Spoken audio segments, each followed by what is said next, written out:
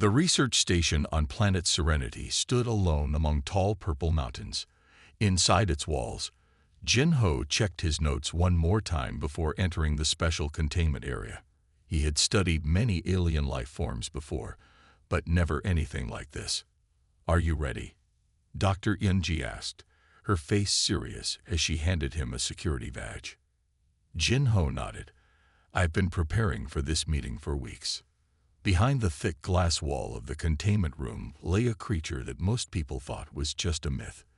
Its body was long and covered in dark blue scales that shimmered under the bright lights. Two large wings were folded against its back, and a row of silver spines ran from its head to the tip of its tail. This was a draconis, what humans once called dragons in their old stories. Jin-Ho had heard tales of the draconis since he was a child.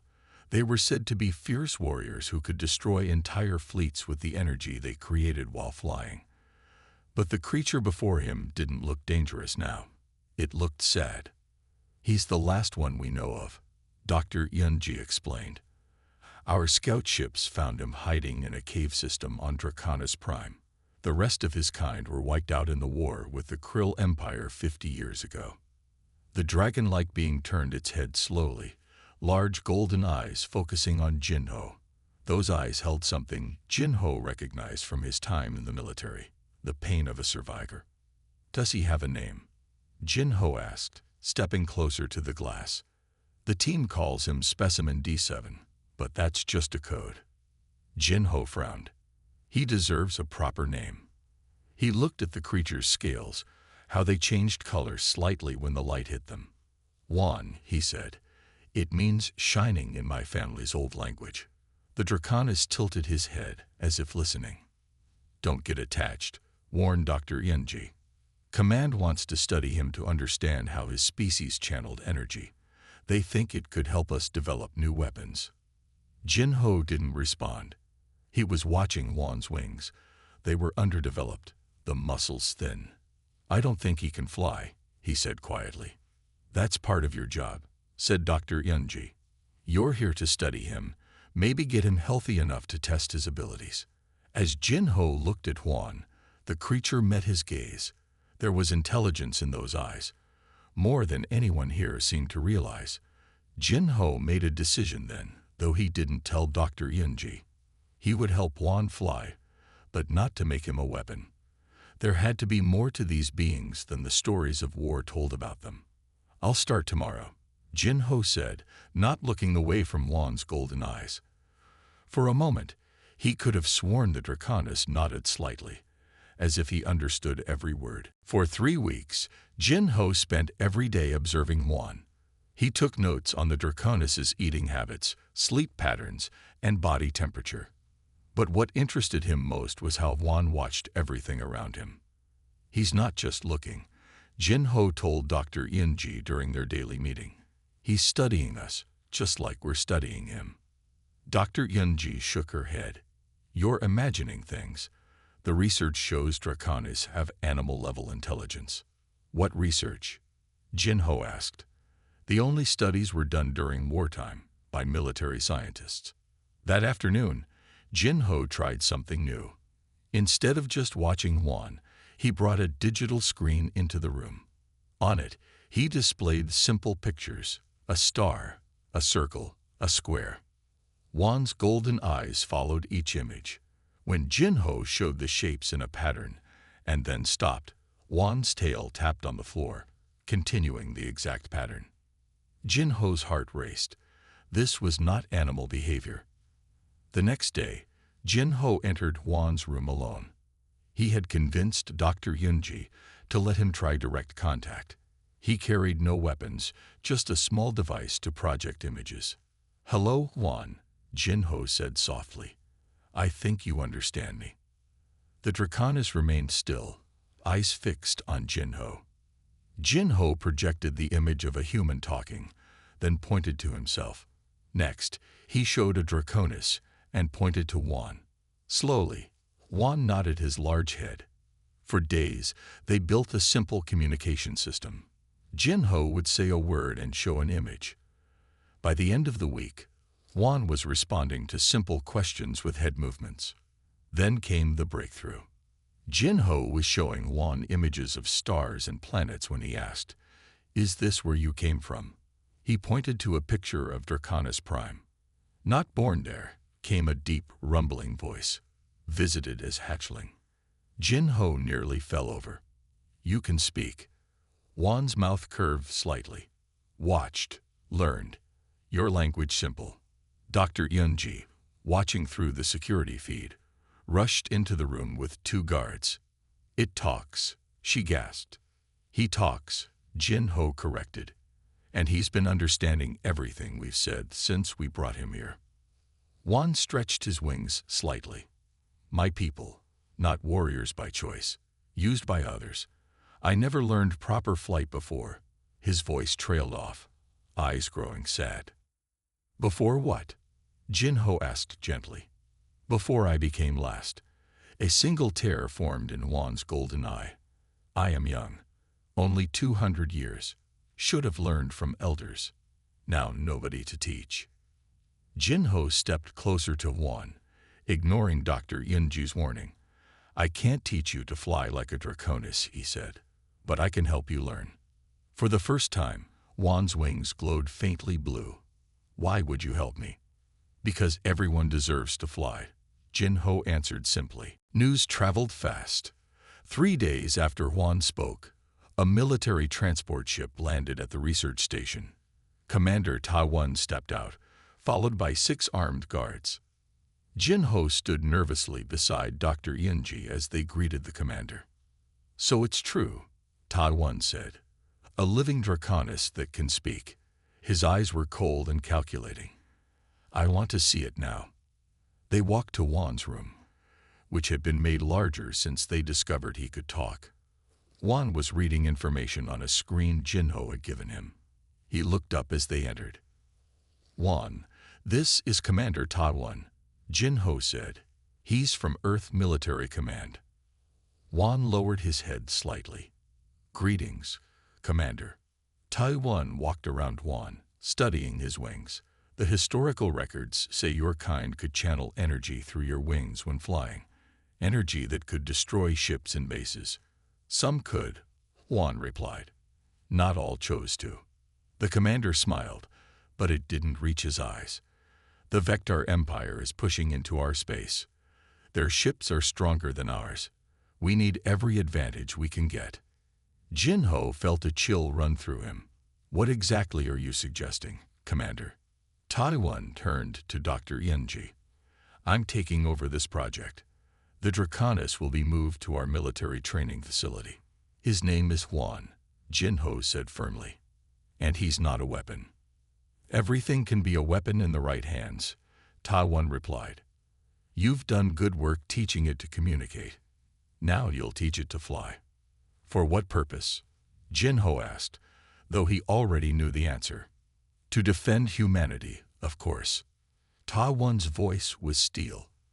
"The Draconis will fly again, but for us this time." That night, Jinho couldn't sleep. He went to Juan's room and found him awake, staring at the ceiling. "I heard what the commander wants," Juan said quietly. "You humans are not so different from the ones who used my ancestors." Jinho sat next to Juan. "Not all of us think that way. I don't. But you will teach me to fly for them." Jinho thought carefully before answering. "I will teach you to fly, yes, but how you use that ability will be your choice, not theirs." Juan's golden eyes searched Jinho's face. "My people were peaceful once, before others discovered what we could do while flying." "What was it like?" Jinho asked. "The flying." For the first time, Juan's face showed something like joy. "Like being part of the stars. When we fly properly, our wings connect to the energy fields all around us. We can feel everything." Jinho nodded slowly. "Then that's what I'll help you learn.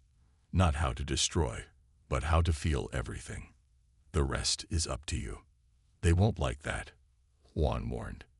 Jinho smiled sadly. "No, they won't. But we don't have to tell them everything." Jinho stood in the center of the large training room. The military had moved them to a special base with a dome ceiling high enough for flight practice. Juan stretched his wings, which looked stronger after weeks of exercises. "Try again," Jin-Ho encouraged. "Lift from your shoulder muscles first, then extend." Juan flapped his wings hard. He rose a few feet off the ground before falling back down with a thud. "I am too weak," Juan said, his voice low with frustration. "You're getting stronger every day," Jin-Ho replied. He glanced at the observation window where Commander Tawan watched them. "Let's take a break." They sat together against the wall. Jin-Ho handed Juan water from a large tank designed for him. "Tell me about Earth," Juan said. "Your home." Jin-Ho smiled. "Earth is beautiful. We have oceans that stretch farther than you can see, mountains that reach toward the stars, forests with trees that have lived for thousands of years. Sounds like my homeworld once was," Juan said sadly. "Humans haven't always been peaceful," Jin-Ho admitted. "We fought many wars among ourselves before we reached the stars. We almost destroyed our own planet. What changed? We learned, slowly. We realized we had to work together or die together." Jin-Ho looked directly at Juan. "That's why some of us still fear species like yours. Our history teaches us to see power as danger." Juan was quiet for a moment. "My people were not born warriors," he finally said. "We were explorers. The energy in our wings was for healing damaged worlds, not destroying them." "Then how did you become known as warriors?" "The Krill found us. They saw what we could do and forced us to fight for them." Juan's golden eyes darkened with memory. "Those who refused were killed. Eventually, some of us began to believe the lie that we were meant for war." Jin-Ho reached out slowly and placed his hand on Juan's wing. It was the first time he had touched him this way.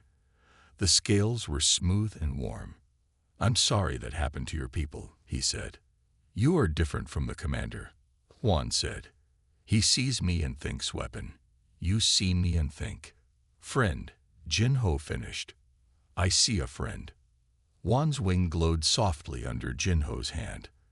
"In my language, we have a word for humans like you. It means one who sees truth. It is rare." Jin-Ho stood up, new determination in his face. "Let's try something different. Forget everything I said about technique. Close your eyes and remember how your people used to fly. Not for war, but for exploration, for healing." Juan closed his eyes. His wings began to glow brighter. "That's it," Jin-Ho whispered. "Don't fly with your muscles. Fly with your memory."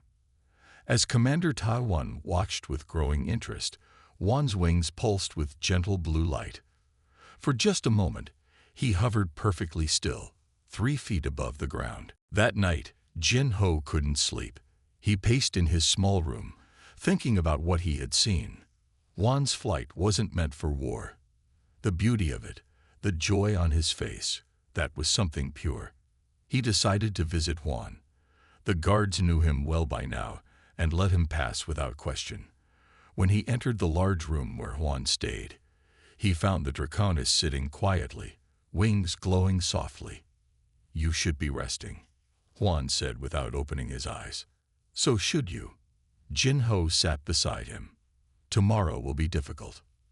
Juan's wings dimmed. "They want me to learn to focus the energy. To harm. We don't have to do what they want," Jin-Ho said, though he knew the risks of disobeying orders. "There is something I must show you," Juan said. "Something I remembered today when I flew." He opened his golden eyes and looked at Jin-Ho. "Do you trust me?" "Yes," Jin-Ho said without hesitation. "Touch my wing where it glows brightest." Jin-Ho reached out and placed his hand on the center of Juan's left wing. The blue light swirled around his fingers, warm and tingling. Suddenly, Jin-Ho wasn't in the room anymore. He stood on a strange planet under 3 moons. Around him, dozens of Draconis soared through the purple sky, their wings painting light across the darkness. Below them, a barren landscape slowly turned green. Trees grew, water flowed, life bloomed. This is a memory, Juan's voice said in his mind. Not mine, but my ancestors. Our wings don't just communicate. They create. They heal. The scene changed. Jinho saw Draconis touching dead soil with their wingtips, bringing plants to life. He saw them flying over polluted waters, the energy from their wings cleaning and restoring. We were guardians, Juan explained. We found damaged worlds and healed them. The energy field we create can change things at their most basic level. It can destroy, yes, but that was never our purpose. The vision faded, and Jinho found himself back in the room, hand still on Juan's wing. How did you do that? He asked, amazed. The flight today woke old memories in my blood, Juan said. My people passed knowledge through touch. Wing to wing, parent to child. Jinho sat quietly, processing what he had seen. The military won't care about this. They only want a weapon. I know. Juan's voice was sad but determined. That is why we must leave this place. Jinho stared at him. Leave? How? I can fly now, Juan said simply. But I cannot go alone. I need someone who understands what my people truly were. What I should be. Jinho knew what Juan was asking. Leave everything behind. Become a deserter. Risk his life. For what? A belief that there was more to Juan than a weapon. When? He asked finally. Tomorrow. During the training. It's our only chance. Jinho nodded slowly. I'll help you. Whatever it takes. Morning came too quickly. Jinho met with Dr. Yunji to review the day's training plan while trying to hide his nervousness. Is everything all right? She asked, studying his face. You seem tense. Just tired, Jinho lied. Big day today. Dr. Yunji lowered her voice. The commander has ordered weapon systems to be installed around the training field. If Juan shows the energy output from yesterday, they want to measure its effect on different materials. Jinho's heart sank. They're already testing weapons. I thought you should know. Dr. Yunji hesitated. Jinho, I've seen how you work with Juan. You care about him. He's not what they think he is, Jinho said. Dr. Yunji glanced around to make sure they were alone. I reviewed the energy readings from yesterday. They don't match any weapon signature I've ever seen. It's more like, she paused, like a terraforming pattern. Jinho stared at her, surprised. You know, I suspected. She handed him a small device. This will disable the security gates for exactly 3 minutes at noon. The patrol schedule shows a gap at the north fence. That's all I can do. Why help us? Jinho asked. Because I became a scientist to build, not destroy. She straightened her lab coat. I never saw you today. At noon, Jinho and Juan stood in the center of the training field.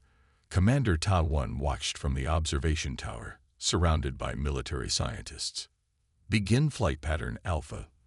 The commander ordered through the speakers. Jinho looked up at Juan, who now stood almost a head taller than him. Ready. Juan nodded. His golden eyes were focused on the clear blue sky above. Thank you, my friend. Jinho stepped back as Juan spread his wings wide. The Draconis leaped into the air, wings beating powerfully. He circled higher and higher, his wings beginning to glow with blue energy. Jinho pressed the device Dr. Yunji had given him. The security lights around the compound all flashed green at once. In the tower, alarms began to sound. What's happening? Commander Ta Wan demanded.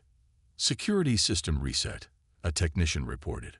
All gates are temporarily unlocked. The commander's eyes narrowed as he looked from the panel to the sky where Juan was flying. It's an escape attempt. Lockdown now. But it was too late. Juan had already spotted Jinho running toward the north fence. The Draconis folded his wings and dove toward the ground, moving faster than anyone had seen before. Just as guards began pouring into the field, Juan swooped low, catching Jinho with his front claws. With one powerful beat of his wings, they were airborne again, rising rapidly. "Stop them," Commander Tao shouted. Security guns swiveled to track them. Suddenly, a small ship rose from behind the research buildings. Dr. Yunji's voice came through Jinho's communicator. "Head east. I'll create a distraction." As Huan carried Jinho over the fence, the small ship shot into the air, drawing the security system's fire. In the chaos, Huan and Jinho disappeared into the clouds, flying toward freedom. Huan flew through the night, carrying Jinho carefully in his front claws. By morning, they had traveled far from the military base. Below them stretched an unfamiliar landscape of floating rock formations, giant stones that hovered in the air without support. "We should rest," Jinho called up to Huan. "You've been flying for hours." Huan nodded and descended toward one of the larger floating islands. It was covered in strange blue plants that seemed to pulse with their own light. As they landed, Jinho felt something odd under his feet, a vibration in the ground that matched the pulsing of the plants. "Where are we?" he asked, looking around in wonder. Huan's wings folded against his back as he sniffed the air. "I don't know this place, but it feels familiar." They explored the floating island, finding a small cave for shelter. Inside, Jinho used their emergency supplies to make a simple meal. As they ate, Huan suddenly became alert, his head turning toward the back of the cave. "There's something here," he said, moving deeper into the darkness. Jinho followed with a light. The cave wall at the back wasn't rock at all. It was metal, covered in symbols that glowed faintly when Huan approached. "These are Draconis markings," Huan whispered, touching the wall with his wingtip. The symbols glowed brighter, and the wall slid open. Beyond it lay a chamber filled with ancient technology. In the center stood a pedestal with a depression shaped like a Draconis hand. Huan placed his claw in it without hesitation. The room lit up with blue energy, and a voice spoke in a language Jinho didn't understand. Huan replied in the same language, his wings trembling with emotion. "What is it?" Jinho asked when the voice fell silent. "A guardian outpost," Huan explained, his golden eyes wide with amazement. "This entire region was once a Draconis sanctuary. The floating islands are artificial, created to house endangered species from across the galaxy." Huan pressed another symbol, and a holographic map appeared, showing thousands of star systems. Small points of blue light pulsed across the map. "Those are dormant Draconis eggs," Huan said, his voice filled with hope. "My people weren't completely destroyed. They scattered eggs throughout the galaxy before the final attack, hoping some would survive." Jinho stared at the map in awe. "There are hundreds of them." "Yes, waiting for the right conditions to hatch." Huan's wings glowed with excitement. "And this outpost contains the knowledge of our true purpose, to maintain balance in the galaxy, to heal, not destroy." As they studied the map, an alarm suddenly sounded. A red light pulsed on a nearby console. "What's that?" Jinho asked. Huan pressed several symbols, and the map changed to show a nearby star system. "The Vector fleet has entered this sector. They're attacking the human colony world." Jinho's face paled. "We have to warn someone." "It's too late," Huan said grimly. "The battle has already begun." They watched in horror as the hologram showed Vector ships surrounding a small planet. Commander Ta had been right about one thing. War had come. Jinho looked at Huan. "What do we do now?" Huan's golden eyes held a new determination. "We show both sides what a Draconis is truly meant to do." Jinho held tight to Huan's back as they soared through space. The Draconis had shown him how to use ancient technology from the outpost to create a breathing shield around them. Huan's wings glowed brighter than ever, leaving trails of blue energy behind them as they flew toward the battle. "Are you sure about this?" Jinho asked, his voice tight with worry. "Yes," Huan replied. "It is time to show both humans and Vectors what a Draconis truly is." As they approached the colony world, They could see the battle raging. Human ships fought desperately against the larger Vector vessels. On the planet below, fires burned where weapons had struck cities. Jinho spotted a familiar ship among the human fleet, Commander Taiwan's command vessel. "They'll think you're a weapon," he warned. "They might try to control you or shoot you down. Then we must show them a truth they cannot ignore," Juan said. They flew straight toward the center of the battle. Almost immediately, both human and Vector ships detected them. Weapons turned in their direction. "This is Commander Taiwan to all vessels," came a voice over the open communication channel. "Hold fire on the Draconis." "Repeat, hold fire. That's our asset." "Your asset?" Jinho muttered, still thinking like that. Juan flew higher, positioning himself above the main battle. Then he spread his wings to their full span. The blue energy flowing from them intensified until it was almost too bright to look at. With powerful beats of his wings, Juan began to create a pattern in space, symbols like those they had seen in the ancient outpost. The energy flowed outward in waves, washing over the fighting ships. Where it touched, weapon systems suddenly went dark. Engines sputtered and stalled. Both human and Vector vessels hung motionless in space, unable to continue fighting. "What are you doing?" Jinho asked in amazement. "Creating a peace field," Juan explained. "It disrupts energy weapons and engines, but does not harm living beings. My ancestors used it to stop conflicts and force negotiations." Using his communication device, Jinho connected to the human fleet. "This is Jinho with Juan the Draconis. We offer safe passage to neutral ground for peace talks. The weapons shutdown is temporary. Choose to talk, or the fighting will simply continue when it ends." For long moments, there was silence. Then Commander Taiwan's voice came through. "The Vectors have agreed to talks, but how can we trust them?" "You will have a guardian," Jinho replied, looking up at Juan. "The last Draconis, or rather, the first of a new beginning." 3 days later, Jinho stood with Juan in a great hall on the colony world. Human and Vector leaders sat across from each other, signing a peace agreement. Behind them stood Dr. Yunji, now appointed as a science advisor to both sides. "Will you stay and help enforce the peace?" Commander Taiwan asked Juan. Juan shook his head.